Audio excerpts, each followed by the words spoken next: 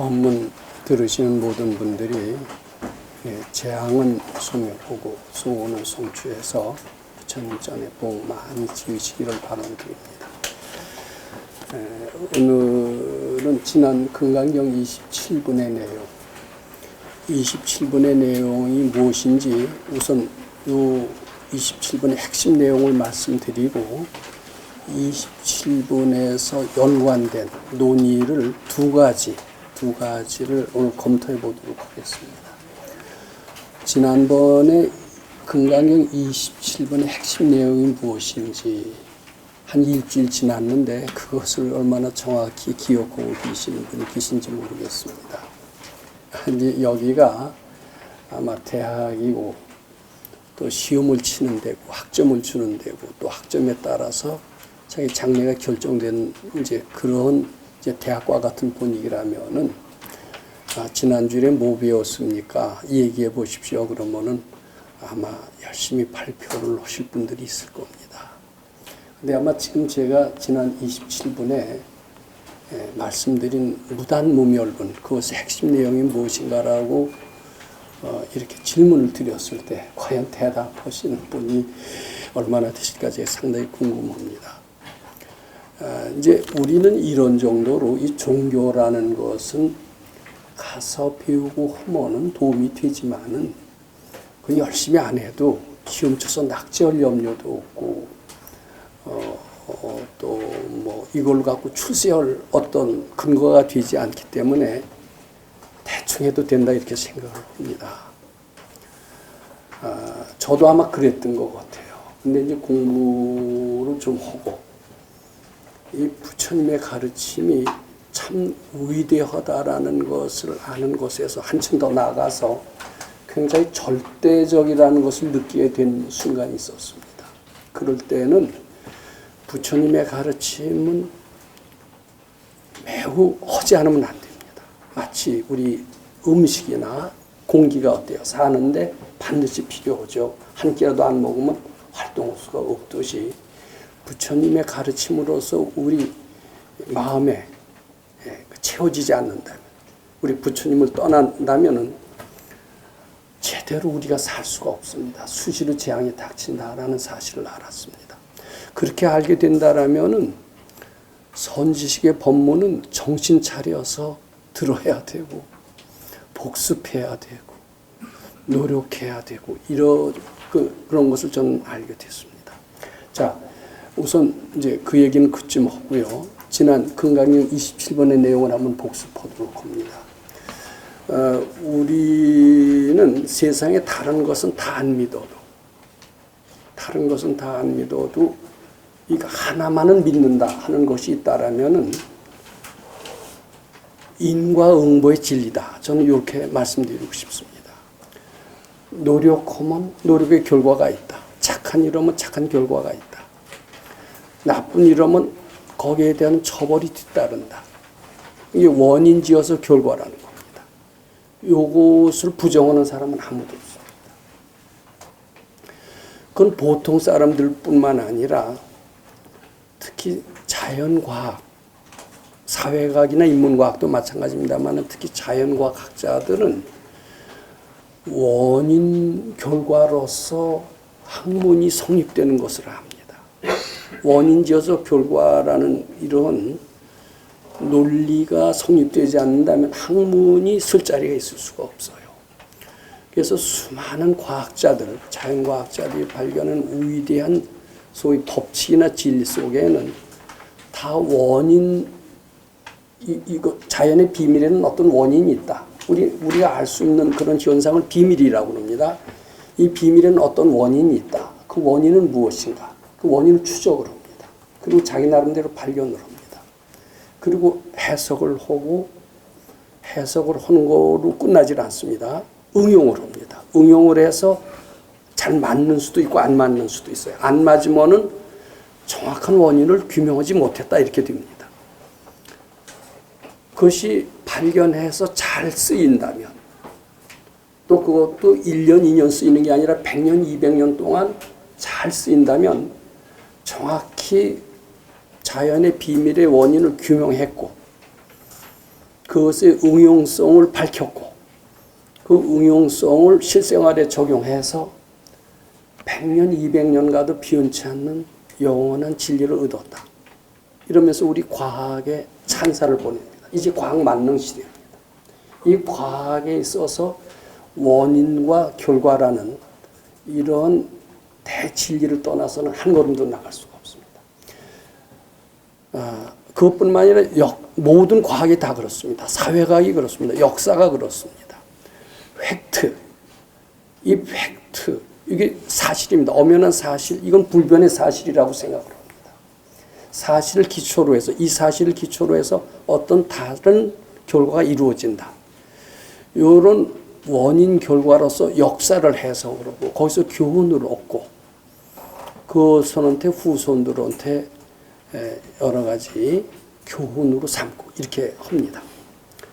모든 과학의 근본 원리는 인과 법칙, 이것이 기본이 되어 있다. 이것은 부인할 수 없는 사실입니다. 근데 지난 건강경 27번에 제가 말씀드린 것이 무엇이냐면은 인과의 법칙보다 더 우선하는 법칙이 있다. 이런 것을 말씀드렸습니다. 일체유심조의 진리라는 부처님의 진리는 인과의 법칙을 훨씬 우선하는 것이고 이 일체유심조의 진리는 인과 법칙의 기본이 된다. 이런 얘기까지도 했습니다. 즉 일체유심조의 진리로부터 모든 비밀의 해석도 가능하고 인과 법칙이라고 하는 것도 알고 보면 일체유심조의 진리로부터 비롯되었다. 이런 얘기를 했습니다. 제 얘기가 그렇게 어렵지는 않죠. 자, 그런데 우리는 인과 법칙은 쉽게 알 수 있고 어리석은 사람도 쉽게 접근할 수가 있습니다. 무엇 때문에 이런 일이 일어났다. 이것은 아주 지혜롭지 않은 사람들도 어렵지 않게 판단할 수가 있습니다. 쟤는 어렸을 때는 나와 비슷할 정도로 머리도 나빴고 환경도 나빴다. 그런데 한 30년 지난 뒤에는 쟤는 놀랄 만할 정도로 성장을 했다. 무엇 때문에 그랬을까? 무엇 때문이라고 우리는 항상 그렇게 합니다. 무엇 때문에 쟤는 성장했을까? 무엇 때문이 아니고 그냥 이유도 없이 성장했다 그러면 그건 말이 안 된다. 이유가 없이 어떻게 성장할 수가 있느냐? 원인 없는 결과가 어디 있느냐? 반드시 원인이 있을 것이다. 우리는 그러면서 원인을 찾으려고 합니다. 반드시 원인이 있어야 됩니까? 제가 질문을 드리고 싶습니다. 뭔 원인이 있기 때문에 그렇게 성장을 했다. 또 굉장히 똑똑했던 사람이고 집도 부유했고 이랬었는데 학생 때 아주 또 공부도 잘하고 그래서 인류대학을 갔다. 인류대학을 간 게 아니라 교수도 됐다. 다른 사람이 다 부러워하는 좋은 여자를 만나서 장가도 갔다. 30년이 지났다. 나이가 한 60, 70 됐다. 모든 것을 다 파산하고 부인하고는 이별하고 드디어 자살에 이르렀다. 왜 그랬을까? 무엇 때문일까? 그 원인을 분석을 합니다. 분석을 하고 이것을 교훈으로 삼고 이렇게 해서는 이런 식의 삶을 살아서는 안 된다. 이런 얘기를 합니다. 즉 모든 일을 할 때 원인을 분석하고 그것으로 미래를 진단하기도 합니다. 자, 근데 그렇게 원인 분석하는 게 맞을까 안 맞을까 한번 생각을 해봅니다. 예를 들어서 제가 이제 병이 걸렸습니다. 병이 걸리면은 너는 죽을 병이 걸렸다고 칩시다. 뭐 생각하고 싶지는 않습니다만 죽을 병이 걸렸다고 치면은 이제 원인을 얘기를 합니다. 너는 음식을 너무 폭식해. 그리고 여자를 밝혀. 그것이 네가 죽을 병에 걸릴 원인이야. 이러면서 병의 원인을 분석을 합니다. 또 그럴듯합니다. 그런 식으로 분석을 하고. 그리고 이것을 끊기 전에는 이런 나쁜 습관을 끊기 전에는 너는 절대로 병을 날 수 없다. 이렇게 이제 모든 사회 현상, 개인 문제를 다 원인 결과로 분석을 합니다. 자연과학은 특히 말할 것도 없습니다. 근데 여기 이제 제가 아까 말씀드렸습니다만 그는 인과응보의 진리보다도 더 우선하는 게 뭐가 있죠? 일체유심조의 진리라고 했습니다. 그러면 일체유심조의 진리에 의하면 왜 병이 걸렸느냐? 그럼 의사들이나 보통 상식인들은 폭은 폭식하고 여자를 밝히고 또 스트레스를 많이 받고 등등 또 세균의 오염에 의해서 병이 들었다 이렇게 이제 원인 분석을 합니다. 이제 그것이 보통 사람들의 판단입니다. 과학자들 똑똑하다는 사람들은 다 그런 식으로 근거를 얘기를 하고 그런 식의 합리적인 이유를 대지 않으면 무식한 사람, 뭘 모르는 사람, 치매 초기 등등 이렇게 얘기를 합니다. 근데 발근이라면 어떻게 할까? 지가 병 들고 싶어서 병 들었지 이렇게 얘기합니다. 그리고 이제 성공을 합니다. 무섭게 성공을 해요. 무섭게 성공하면 쟤는 아버지 덕에 백의 힘으로 또 머리가 좋아서 등등 원인 분석을 하죠. 근데 발근이라면 어떻게 하느냐? 지가 잘 되려고 원 세워서 이렇게 얘기를 합니다. 전혀 말 안 되는 것 같은데 지 마음대로 되는 게 이 세상입니다. 지가 잘 되려고 원 세우면 잘 되는 거고요. 병 들려고 그런 마음을 먹으면 병 드는 겁니다. 그것이 발근의 해석입니다. 일체유심조적인 해석입니다. 일체유심조의 진리는 인과응보의 진리보다도 더 우선하는 것이고 인과응보의 진리의 바탕이 된다라는 것도 바로 제가 얘기한 여기에 있습니다. 자, 근데 제 말이 상당히 막 궤변처럼 생각되실 것 같습니다. 궤변이고 이게 뭡니까 요새 인터넷 혁명 시대 뭐 등등 요새가 어떤 시대인데 그런 잠꼬대 같은 소리를 하느냐 뭐 이렇게 생각을 하실 것 같습니다. 근데 이제 사실은 저는 거기에 대해서 좀 자신 있는 반론이 있습니다. 왜냐하면 제가 자연과학을 대학 다닐 때도 이공계를 했습니다만은 그 대학 이공계 한 걸 갖고서는 저는 감히 자연과학자라고 말씀드리고 싶지는 않습니다. 근데 저는 뒤늦게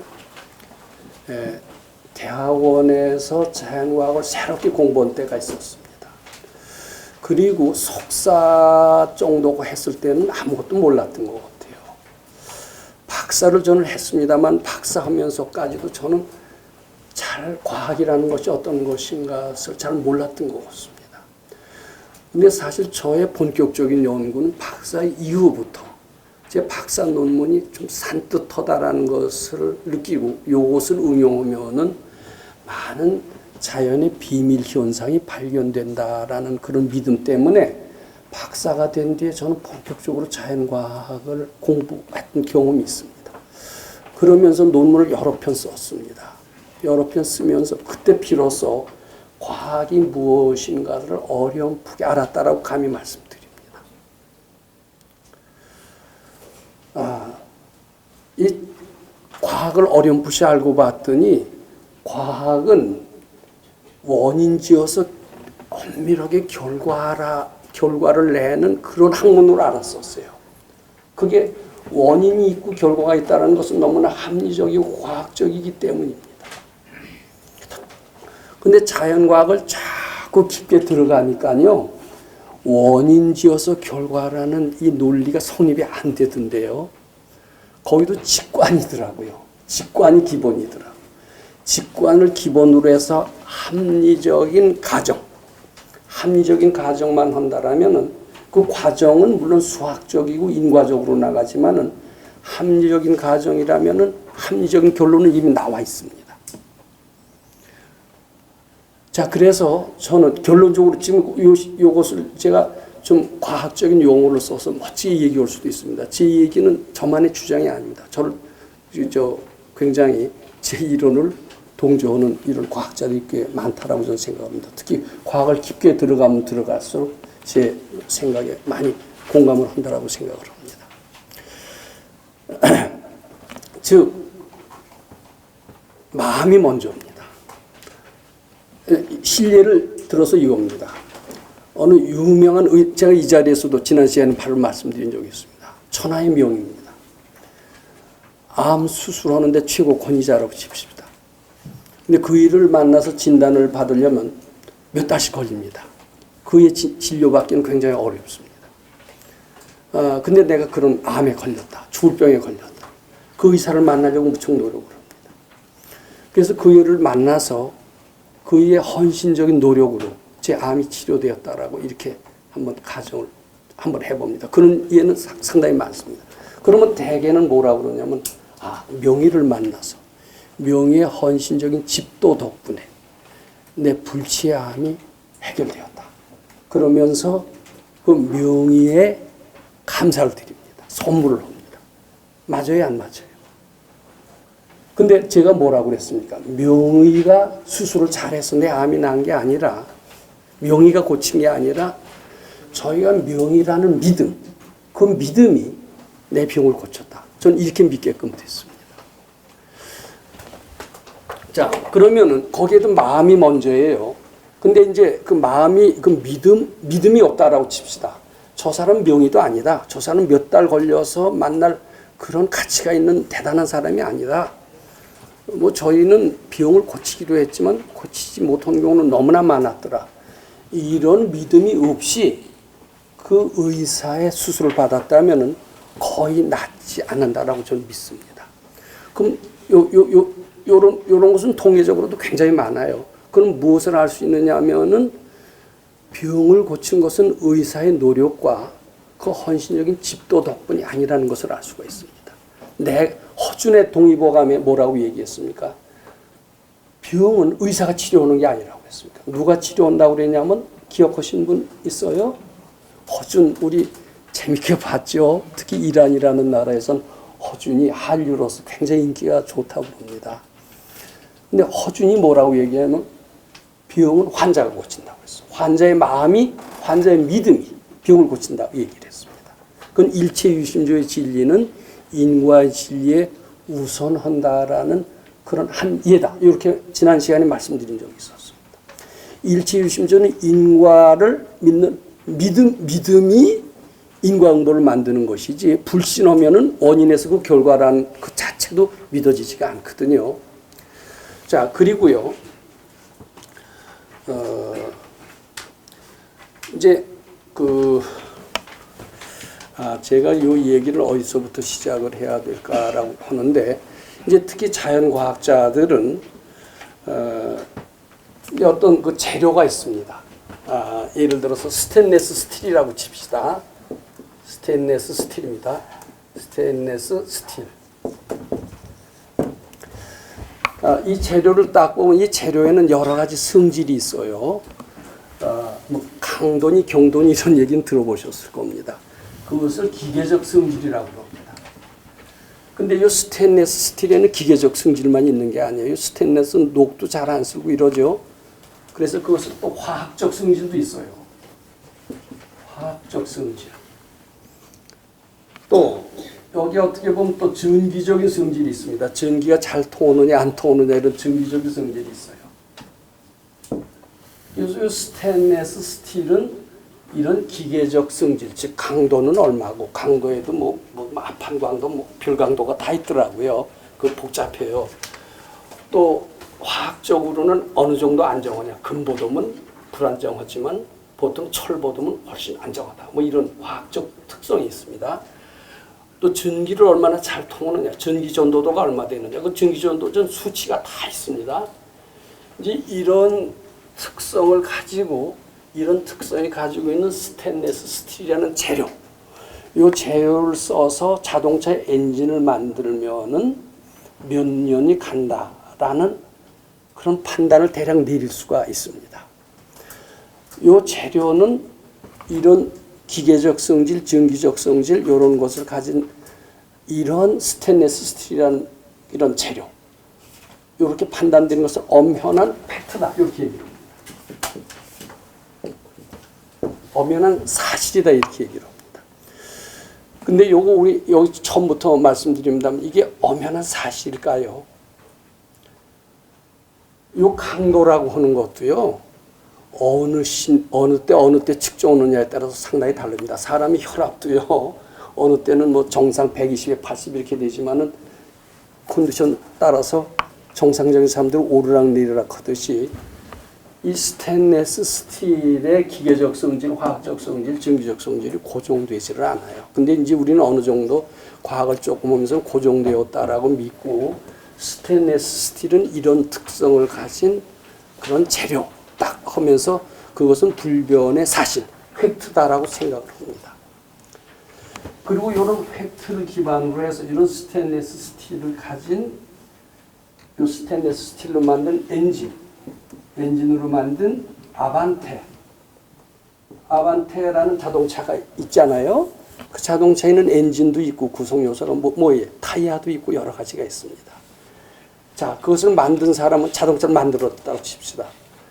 자기가 알고 있는 요 스테인리스 스틸이라는 이런 가지고 있는 특성, 또 다이아가 가지고 있는 특성, 자동차 유리가 가지고 있는 특성, 이런 것을 종합을 할 때 정상적인 사람이 운전한다면 20년은 갈 것이다. 이런 결론을 내립니다. 근데 20년이 대략 가지만은 그것은 엄연한 사실이 아니라 10년도 가서 못 쓸 수도 있고 여러 가지 틀려요. 왜 이렇게 정확히 진단을 못하느냐? 이것을 엄연한 팩트라는 가정하에, 믿음하에 그렇게 보기 때문입니다.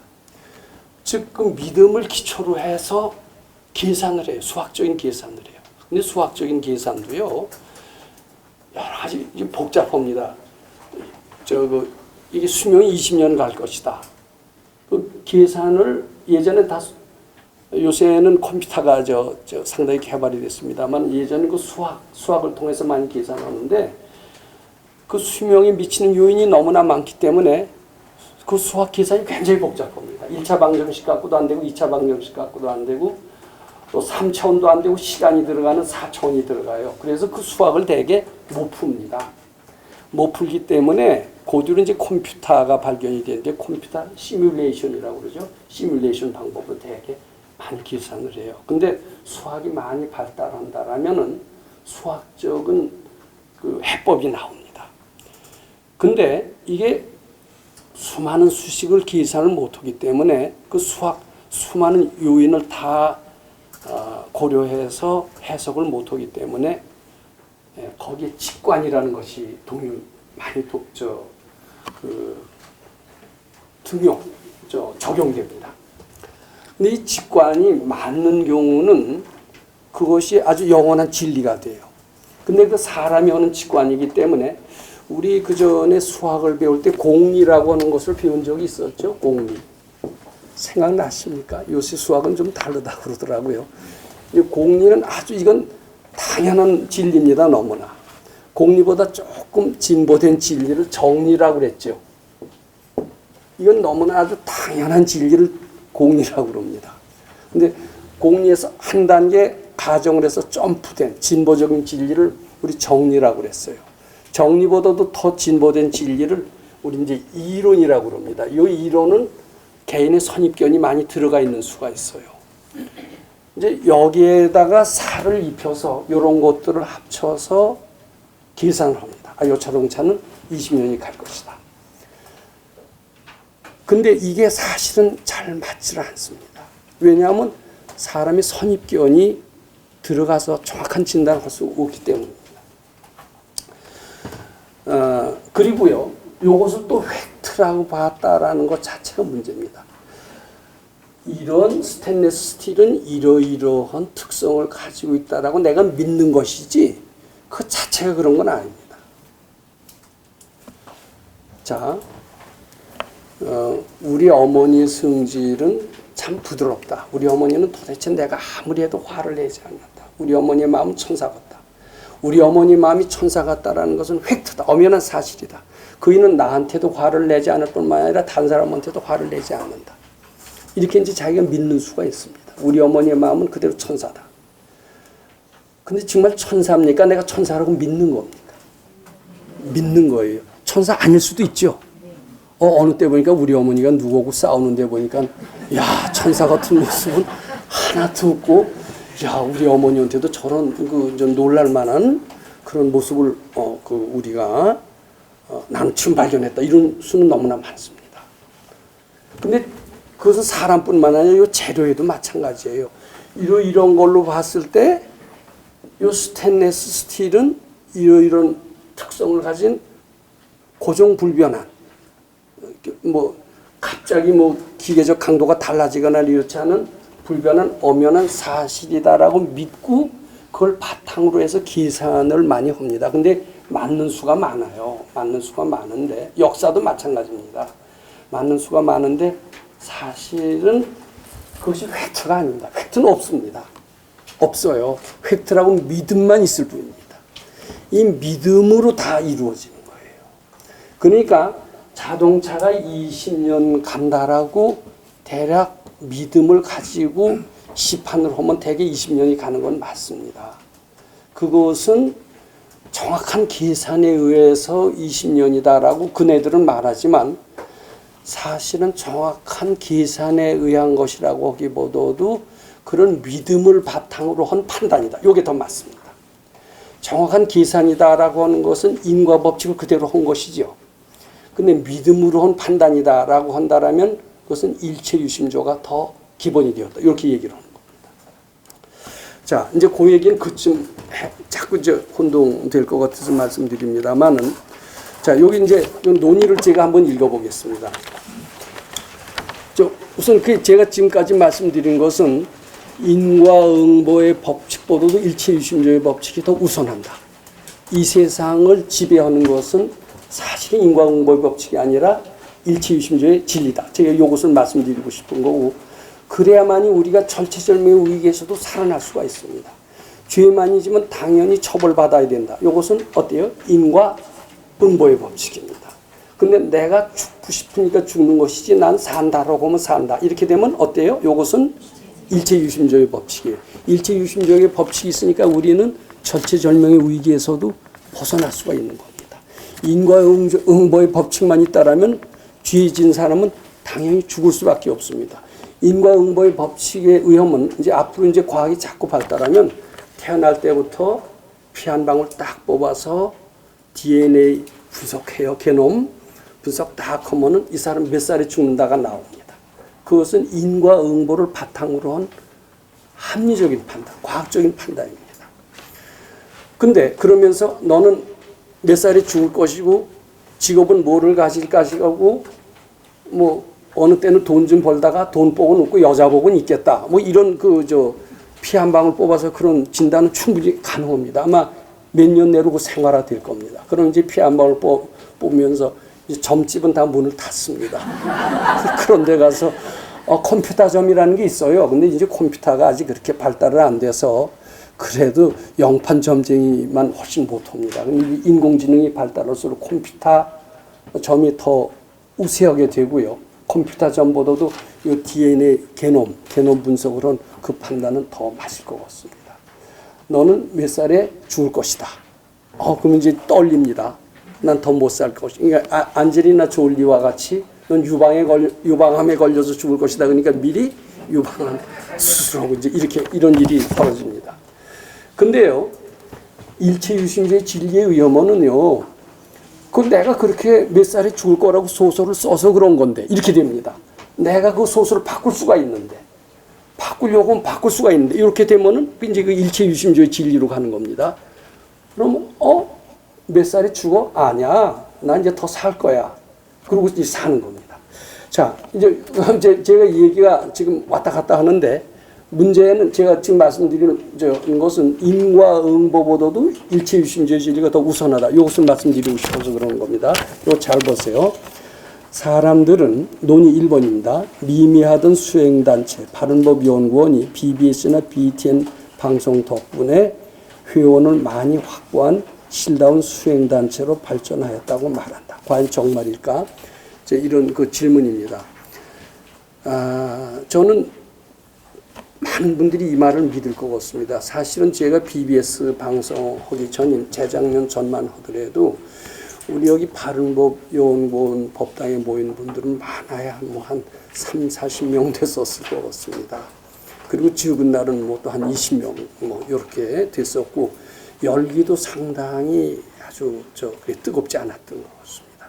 근데 제가 재작년인가 이제 BBS 방송을 한 뒤에는 전국에서 사람들이 몰려오더니 여기 강의 들으시는 분들도 상당히 많아졌을 뿐만 아니라 주말 출가하는 분들도 서서히 생기기 시작을 했습니다. 근데 근래 제가 BTN에 나가지 않습니까? BTN에 나갔더니 여기 강의 들으신 분들도 상당히 많아요. 지난주엔 100명 오셨어요. 오늘도 꽤 되시는 것 같습니다. 근데 그것뿐만 아니라 주말 출가가요. 뭐 여기 강 선생이요. 전화하기 아주 정신이 없습니다. 한 50명 와요, 새벽에. 근데 그런 얘기를 진관사 스님한테 했더니 진관사 스님이 이게 불교 신자가 새벽 공부 50명 온다니까 놀라 자빠지는 겁니다. 불교에서도 그렇게 새벽 공부 많이 와. 자, 그러면 이제 대개 뭐라 그래요? 저거 별거 아니더니 BBS 방송 나가고 BTN 나가더니 좀 뜨네. 이럴까요? 안 그럴까요? 그렇게 됩니다. 원인지어서 결과다. BBS에 가서 복 짓고 BTN에 가서 발표하니까 그 원인으로 말미암아 이런 결과가 왔다. 이렇게 해석을 합니다. 즉 BBS나 BTN뿐만 아니라 다 무슨 원인으로 말미암아 이만큼 성장했다. 이렇게 얘기를 합니다. 그러면 이제 제가 BTN, BBS 그래서 과연 그랬을까? 저는 이제 그런데 의문을 갖는 편입니다. 다른 분들은 의문도 안 가져요. 당연히 그럴 것이다. 그러니까 그렇게 해야 된다. 그래서 돈 내고 BTN 같은 데서 한 번 출연하는데 300 몇십만 원이래요. 300 몇십만 원 내고 BTN에 가서 돈 내고 하시는 스님도 있어요. 실제로.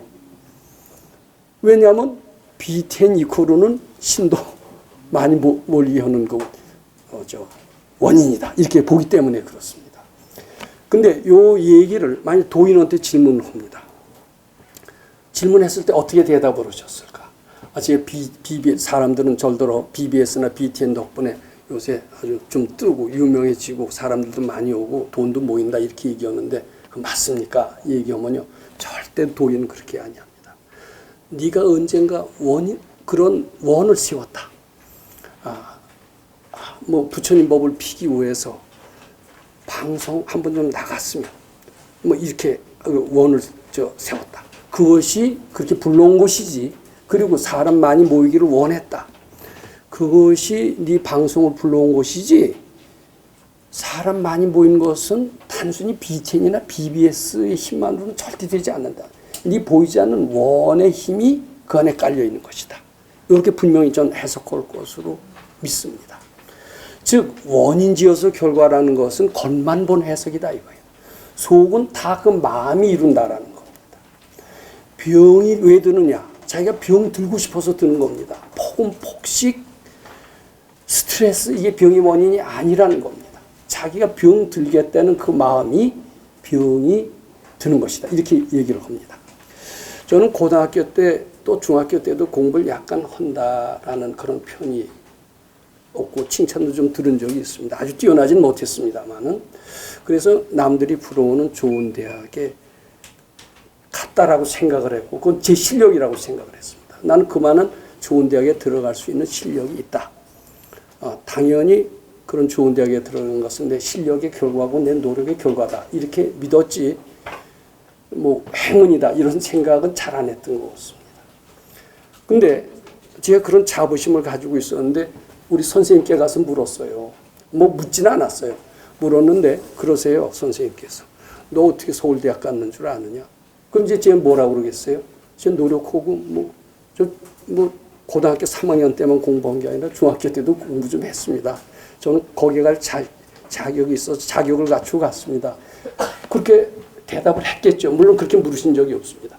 근데 묻지 않아도 뭐라고 그러시냐면 너는 전생에 중노릇을 했대요. 제가 중노릇을 했는데 너무 아마 학력 콤플렉스가 있었던가 봐요. 학력 콤플렉스.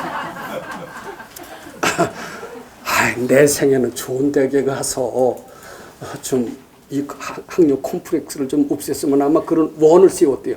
네가 원 세워서 서울대학까지 실력 있어서 간다고. 자, 요 얘기를 믿어보세요. 믿어보신다면 어떻게 돼요?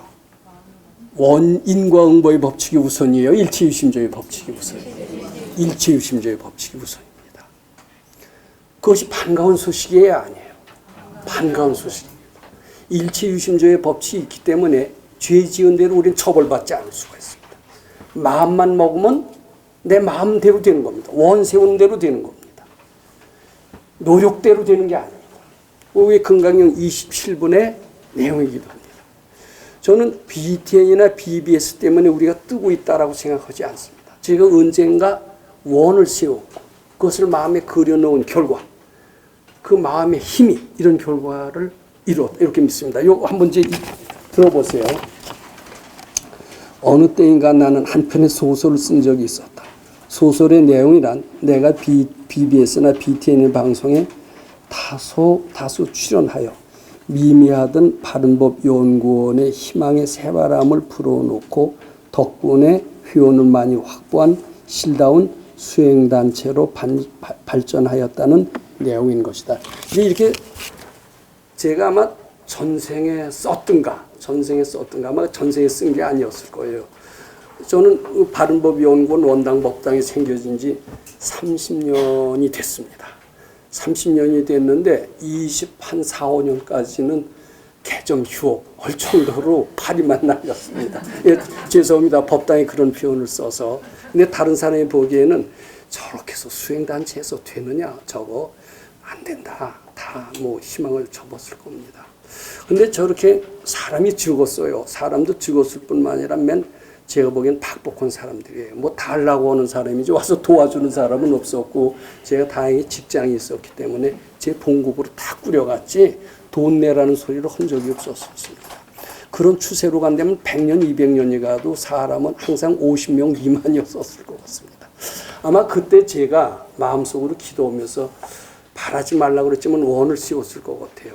나 자신이 이름을 드러내고 싶지는 않습니다.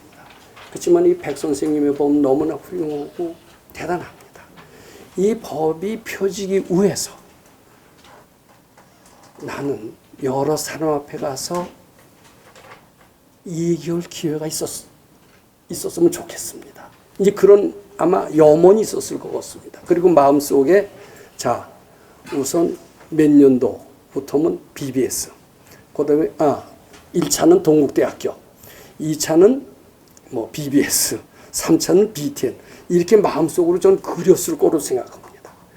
우리 책 제목이 뭡니까? 우리는 늘 바라는 대로 이루고 있다. 그리고 여기 화엄경 사구계를 썼습니다. 우리 마음이라는 것은 그대로 전지전능해요. 부처님과 똑같이 모든 것을 다 이룰 수가 있습니다. 그리는 대로 다 이룹니다. 여기 화엄경 사구계 심묘공화상, 요 화엄경 부처님의 가르침이 아주 핵심이 됩니다. 내 마음은 그리는 대로 다 이루어진다라는 겁니다. 세상의 모든 것은 내 마음에 그리는 결과라는 겁니다. 병든 것도 이렇게 얘기하면 하시지만 내가 원해서 된 것이다 라는 겁니다. 정신적인 거 육체적인 거 다 내가 불러온 것이다 이런 뜻입니다. 내 마음이 불러오지 않은 거 하나도 없다 이렇게 얘기합니다. 노력의 결과로 불러온 게 아닙니다. 내 마음이 불러온 거예요. 노력 안 해도 내 마음이 불러오면 부자도 되고 부귀영화도 다 온다 이런 뜻도 됩니다. 이거 상당히 희소식일 수 있어요. 택하면 된다 이 뜻입니다. 노력 안 해도 된다는 뜻입니다. 단지 내가 전지전능 것을 믿어야 됩니다. 근데 믿지도 않으면서 바라기만 하면 되겠어요? 안 되겠어요? 안 됩니다. 믿고 복 짓는 게 반드시 필요하다 이런 뜻이 됩니다. 그래서 제가 아마 그런 소설을 우리 법당에 하도 열악하고 열세고 재정도 빈약하고 이랬을 때 제가 속으로는 아마 그런 소설을 썼을 것 같아요. 동국대학교나 외부 강의 좀 나가서 외부 강의를 나가야지 안에서 의료법회, 수요법회 별거 다 했어요. 열심히 했지만 20몇 년이 지나도록 제자리 걸음밖에는 한 게 없습니다. 그리고 오시는 분들도 다 바라는 분들이었고 대충 다는 아니지만 대충 그랬던 분들이 많았던 것을 그 속에서 제가 소설을 썼겠죠. 좀 외부에 나가서 강의도 하고 이러면서 회원도 좀 많이 오고 돈도 몰리고 이런 것을 아마 했을 것 같습니다. 나도 모르게 이제 잠재의식이 그걸 심어놓은 겁니다. 모르겠어요. 전생에 했는지 전 금생에 한 것 같아요. 금생에 아주 그러니까 이게 역경이 나쁜 게 아니에요. 역경일 때 우리는 잘 되기를 바랄 수가 있습니다. 제가 전생에 못 배운 한이 돼서 인류대학에 가기를 못 뵙고 천대 받게 되면 뭐는 생겨요. 그런 원은 생겨요, 안 생겨요. 그 생기는 것이 이제 금생에 뭐 사람들이 불어오는 대학에 가게 됐다라고 하는 말을 믿는다면은 저는 그 말을 믿습니다만은 아주 어려울 때 이렇게 사람이 많이 모이고 그렇게 하려면 어떻게 할까? 소설을 쓸래도 무조건 한숨이 됐다라고 소설 쓰면 재미없죠. 어떤 과정을 밟아서 우여곡절 끝에 오르락내리락 하면서 드디어 성공했다. 뭐 이런 아주 멋진 스토리를 붙여야 소설도 재밌듯이 아마 제가 그런 소설을 썼을 것 같아요. 썼을 것 같고 지금 그대로 소설대로 이루고 있는 것이지 BTN이 뭐 덕분에 이렇게 된 것은 아니다. 내 소설 쓴 결과일 뿐이다. 이 해석이 어떻습니까? 원인 지어서 결과가 아니라는 겁니다. 내 마음이 그렇게 찍어서 되는 겁니다. 자, 요거가 관련된 이야기는 너무나 많습니다. 제가 이 두 번째 얘기도 제가 하지 못하고 이제 그냥 넘어갈 수는 있겠는데 아마 6조 단경인가 제가 오늘 그것을 보면서 정확히 그 말씀을 드리려고 그랬었어요. 어떤 선사가 이제 대중들이 하는데 질의응답 시간이었던 모양입니다. 그런데 이제 도인도 인과에 떨어질 수가 있습니까? 나쁜 짓 해서 뭐 지옥에 갈 수가 있겠습니까? 인과의 지배를 받습니까? 이제 이런 질문을 들어요. 그러니까 그 도인이 뭐라고 그랬느냐 하면은 도인은 그런 인과에 떨어지지 않는다. 인과에 얽매이지 않는다. 자기 마음먹은 대로 된다. 뭐 이런 말을 하고 싶으셔서 불락인과 이렇게 대답을 했대요. 불락. 한자로 이렇게 쓰나요? 불락인과.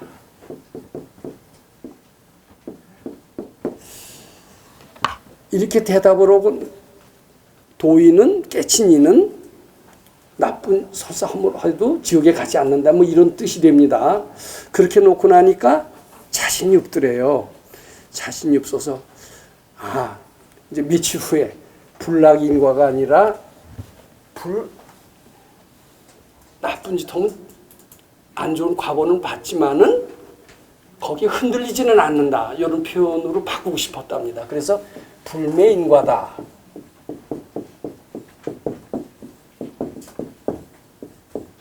이렇게 수정을 했대요. 수정을 했는데 그이가 이제 밝은이가 보니까 500생 동안 여우 몸을 받았답니다. 이게 정말 끔찍한 일이죠. 그러니까 이제 그이는 이게 대답 한번 잘못해서 이렇게 여우 몸을 받나 이렇게 생각할까요, 안 할까요? 구업을 지어서 말 잘못해서 이게 말 잘해야 되겠다. 이게 말 잘못한 원인으로 500생 동안 여우몸을 받았구나 이렇게 해석을 했고 거기에 대해서 올바른 해석을 하는 사람이 없었다고 합니다. 근데 이제 우리 백 선생님의 해석을 한번 들어보세요. 대답을 잘못한 연고로 500생 동안 여우몸을 받은 게 아니라 불락인과가 맞나 불매인과가 맞나 왔다 갔다 하면서 의심을 했다는 거예요. 의심하는 마음은 바로 뭐예요? 여우 몸이다 이거예요. 그러니까 뭐예요? 거기도 무슨 원인으로 여우가 된 게 아니라 지 마음이 여우 마음을 썼으니까 여우가 된 거지 대답은 잘못해도 괜찮다. 대답 잘못했어도 의심만 하지 않으면 절대로 여우 몸을 안 받는데 자기가 의심을 하고 여우짓을 하니까 여우가 되는 것이지 어떻게 대답 한 번 잘못했다 우리 여우가 되느냐. 여기 이제 우리 백 선생님의 해석인데 어때요? 그것은 일체 유신조가 어떤 인과응보보다도 더 맞는 대답이다. 이런 뜻이 됩니다. 요거 우리가 잘 알아야 됩니다. 근데 이렇게 대답하는 분도 죽어요. 말 잘못했다가 여우몸 받는다면 이거 억울하기 짝이 없잖아요. 자, 근데 그거가 관련돼서 이런 질문이 있습니다. 이건 이제 일상생활의 이야기보다도 선가에서 나온 이야기입니다. 이제 이렇게 질문합니다. 제자가 이건 다 아실 거예요. 특히 여기 인천 용화선언에서 화두 참고 하시는 분 있으시죠? 근데 이제 거기서는 화두 참고할 때 이런 얘기는 많이 들으셨습니다. 여하시 이제 조사가 달마대사가 인도에서 온 뜻은 무엇입니까? 여하시 조사 설의 이런 질문이 있습니다. 그랬더니 이제 조주 스님이 이제 두 가지 대답을 했어요. 하나는 판치생모라고 했어요.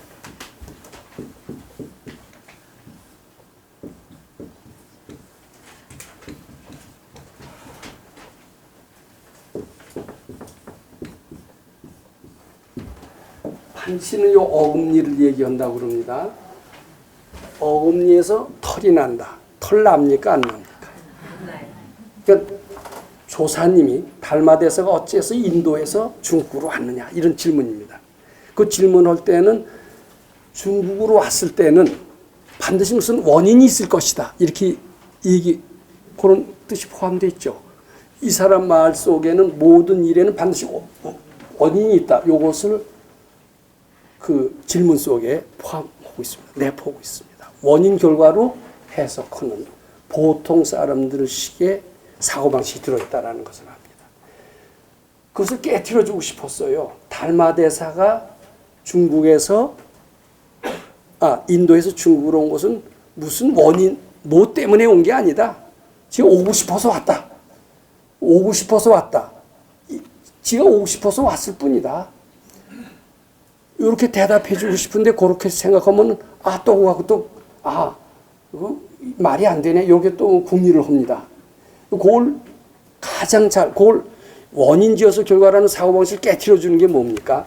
자, 판치에서 털이 나야 안 나요? 근데 털 나는 수가 있거든요. 왜냐하면 인과법칙으로 따지면 털 안 나야 맞죠.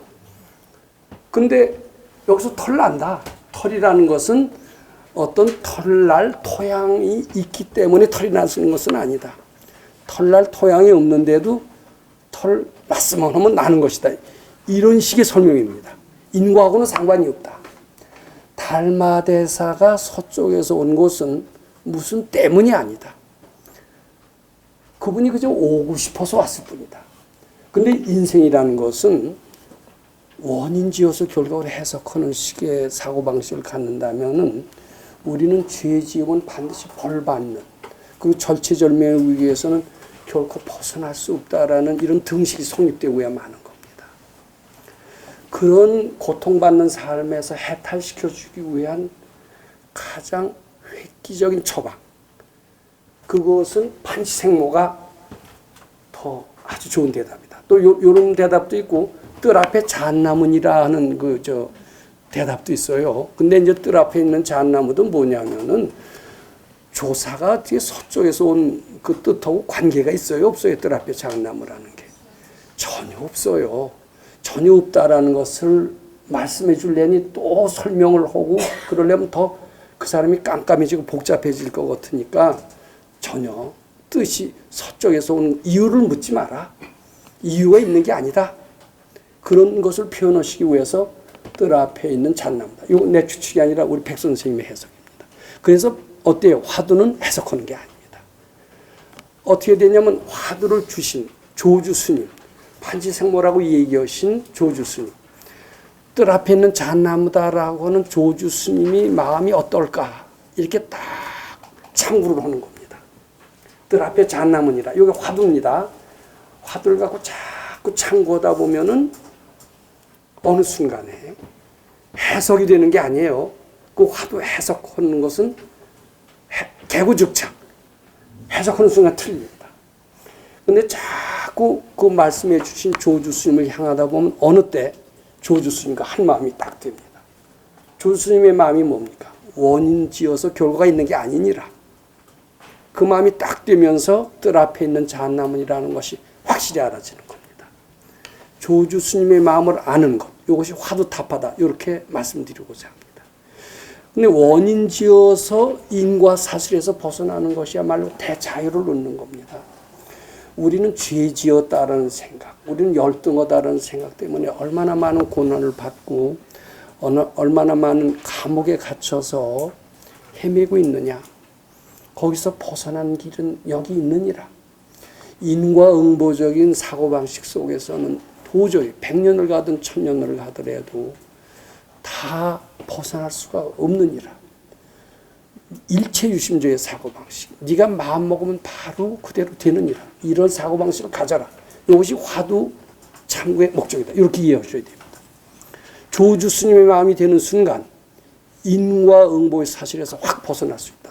이렇게 저는 말씀드리고자 합니다. 자, 우리는 임진왜란 때 수많은 우리 조상들의 목숨이 죽었을 때 일본놈 때문에 이렇게 얘기를 합니다. 6.25 때 우리 동포들이 많이 죽었을 것은 김일성 때문에 이렇게 얘기를 합니다. 근데 우리 선생님께서는 그렇게 얘기하지 않습니다. 일본놈 때문에가 아니라 죽고 싶으니까 죽었다. 근데 이렇게 얘기하면 그 자손들한테 욕을 먹겠죠. 근데 욕 먹어도 올바른 진리는 얘기를 해서 많은 사람을 살리는 게 필요합니까? 안 필요합니까? 때문에 죽었다면 나는 누구 때문에 좌지우지되는 연약한 존재라는 것을 인정하는 게 되죠. 얼마나 좋습니까? 임금도 자기가 죽지 않으면 못 죽이고 하늘도 자기가 죽지 않으면 못 죽인다. 내가 산다고 그럴 때 천하의 누구도 못 죽인다. 그럴 정도로 나는 위대한 존재다.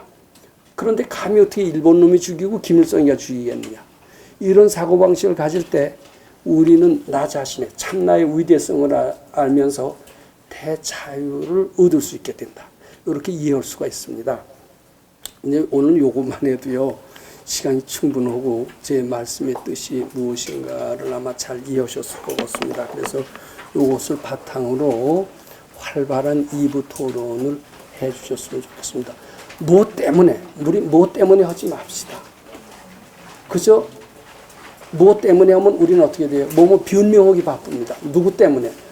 뭐 때문에 지각했어요? 뭐 때문에 지각했어요? 이러지 말고, 내가 좀 늦었습니다.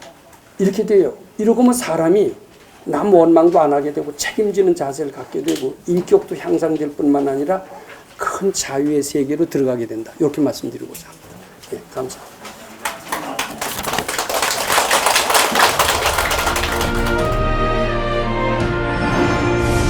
금강경 가르침을 통해 올바른 인재 양성 교육과 각종 사회 문제에 대한 해법을 현대인들에게 제시하고 있는 바른법연구원 김원수 법사가 금강경 독송 및 수행을 통해 얻은 일체 유심조, 공, 불이, 구족의 진리로 역경과 난제를 실제 해결하는 체험을 통한 설법집 우리는 늘 바라는 대로 이루고 있다를 출간했습니다. 구입은 전국 서점에서 가능하며 문의는 청우당 02337-1636번입니다.